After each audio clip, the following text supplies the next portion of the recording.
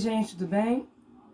Então, gente, agora nós vamos terminar nesse vídeo a sequência de vídeos que eu estava mostrando para vocês sobre os povos africanos, né, os reinos africanos. No vídeo anterior a gente falou dos povos do Sahel, a gente falou dos Yorubás e hoje nós vamos terminar falando do reino do Congo, do povo Banto. Gente, como vocês veem na imagem, o povo banto, ele é mais um povo que se une pela cultura. Então, quando eu digo povo banto, eu digo um povo que fala a mesma língua, ou pelo menos dialetos que vêm do mesmo tronco, que é o da língua banto, que tem cultura, forma de viver, enfim, etnia do mesmo tronco, que é o tronco banto. Então, esses povos estão mais ao sul, centro-sul e da África, como vocês veem, e ocuparam se espalharam bastante por essa região aí, tá?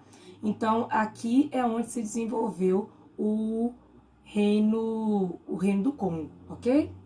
Então vamos lá, vamos fazer no mesmo esquema que a gente estava fazendo antes. Primeiro o que a gente vai falar é sobre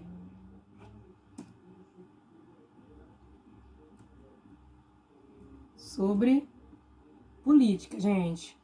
Então vamos lá, politicamente é um povo muito organizado, isso eu posso destacar para vocês. Eles eram governados por reis, né?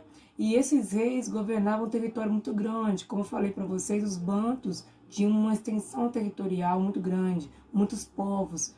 Então o reino do Congo era um reino muito bem organizado, em que esse rei governava com auxílio de funcionários, juízes, né, sacerdotes, ou seja, tinha todo um corpo burocrático que é responsável por fazer essa administração central chegar mesmo em cada cantinho do Reino do Congo. Então, gente, como eu disse para vocês e venho reafirmando, são povos muito organizados, tá? O segundo ponto, religião. Eles eram politeístas, ou seja, eles acreditavam em vários deuses, e animistas, ou seja, os deuses deles podiam, por vezes, ter formas de animais, né? Ter a forma de animais. Vocês já viram isso, inclusive, ano passado, com certeza, né? Em história antiga, que é muito típico desses povos, ok? Economia. Economicamente, eu vou continuar tocando no mesmo ponto do vídeo passado, que é a questão do comércio. O povo banto, né, do Reino do Congo, também destaca-se o comércio de marfim, de sal, como a gente já havia falado, ferro, inclusive eles são ótimos metalúrgicos, né, produtos metalúrgicos, tecido, e assim por diante. E como último ponto, e já vou emendar no que a gente vai falar no próximo tópico aqui, eles se destacam também pelo o comércio de pessoas, né? O comércio de escravos, quando eles têm contato com a população europeia. Então, a gente vai falar agora justamente sobre isso. Isso não era exclusivo do povo banto, esse comércio de escravos, né, de negros escravizados aqui, mas isso também era muito presente nos Yorubás, principalmente, esse tipo de relação comercial.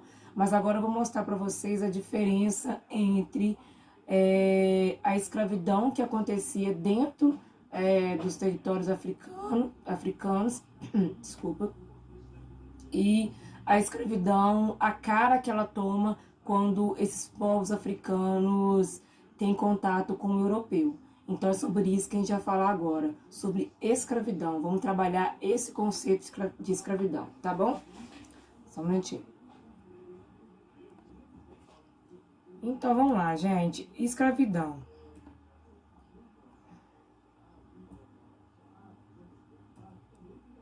Bem, a primeira coisa que eu vou colocar para vocês é: escravidão não é algo tipicamente africano. Ou seja, gente, escravidão, o que nós vamos perceber aqui? Que a escravidão, ela vem desde os tempos antigos. Escravidão não é algo do africano, como as pessoas costumam imaginar. Ah, quando eu falo escravidão é porque eu estou falando de África. Quando eu falo em África, eu falo em escravidão. Sim, Também. Mas a escravidão não é algo africano, mas sim do homem. Praticamente desde quando o homem começou a se organizar socialmente, viver em conjunto, em sociedade, que ele tem por hábito escravizar o seu próximo, né? Escravizar o outro.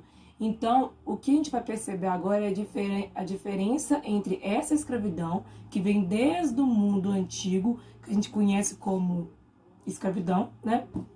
E essa escravidão nos moldes europeus, que a gente chama de escravismo, essa escravidão dos tempos modernos, que é a maioria das vezes a escravidão que vocês mais conhecem, que vocês têm mais conhecimento. O conceito de escravidão que vocês conhecem geralmente é esse conceito da Idade Moderna, ok? Embora no sexto ano vocês tenham conhecido o conceito de escravidão na essência, no que diz respeito a escravizar o outro desde os tempos antigos. Então vamos parar de falar e vamos lá pro assunto. Então qual que é a diferença? Escravidão, gente, ela acontece desde os tempos antigos, como eu falei para vocês. Desde que o homem tem essa relação social, ele tem por hábito escravizar o outro. Só que, quais são os motivos que eu coloquei para vocês aí?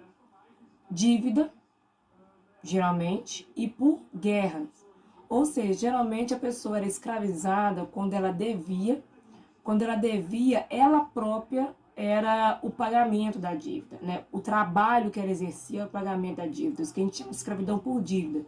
E a escravidão por motivo de guerra era a escravidão que, obviamente, durante uma guerra, uma sociedade era vencida e esses vencidos se tornavam escravos dos vencedores. Era uma escravidão por dívida.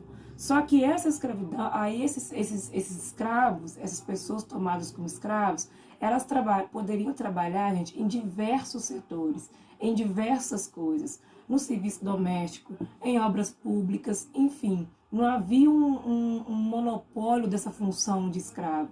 Até porque, como eu coloquei para vocês aqui terminando, era só mais uma forma de trabalho. Era apenas mais uma relação social de trabalho, de muitas outras que poderiam existir. Então, essas relações de escravidão antiga não chegaram ao ponto de modificar ou eliminar por completo nenhum tipo de sociedade. Era só mais uma forma, era só mais uma relação de trabalho, uma forma de obter trabalho. Vocês entenderam isso? Ao contrário do escravismo, que é o que acontece quando o europeu chega na África, né, e domina aqueles povos culturalmente, né, etnicamente, e subordina eles à vontade deles, aos lucros deles. Então, vamos falar disso melhor aqui.